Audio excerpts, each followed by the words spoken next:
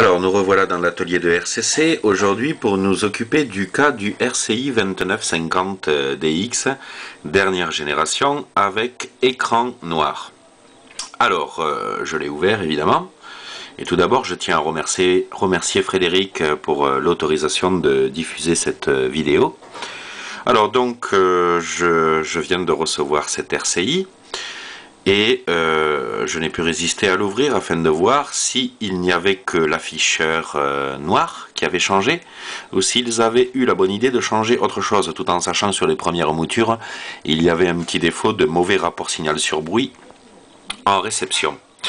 Donc il est à noter déjà au premier coup d'œil, on s'aperçoit qu'ils ont changé le micro, et d'ailleurs ils ont mis un lest dedans car le micro est très lourd, mais le micro est très mauvais. La qualité de modulation est vraiment très mauvaise. C'est relativement nasillard. De plus, celui-ci il a un défaut d'origine, c'est-à-dire que quand on tripote le cordon, ça gzt, il doit y avoir un défaut de masse dedans. Vous entendez? Hop, voilà. Là, il n'y est plus. Et là, il y est. Donc, petite bizarrerie déjà au déballage. Bon, la qualité globale, en tout cas du micro, ça fait vraiment plastique, made in China, c'est vraiment médiocre. Alors, intéressons-nous au principal, c'est-à-dire le poste. Donc déjà, l'afficheur noir est du plus bel effet, avec les écritures en vert.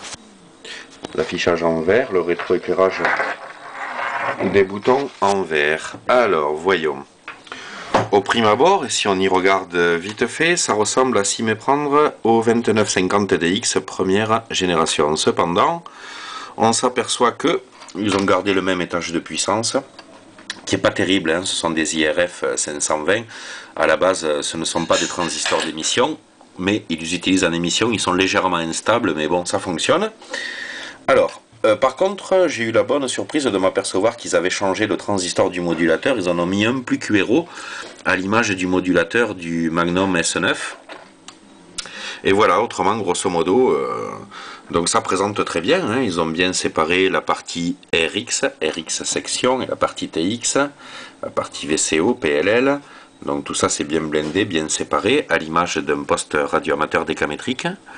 D'ailleurs, il couvre une fois débridé de 24 à 32 mégas. Je ne sais pas s'il décroche ou pas, mais on verra ça tout à l'heure. Donc voilà, c'était la petite présentation de ce RCI 2950DX, dernière génération. Merci de m'avoir suivi.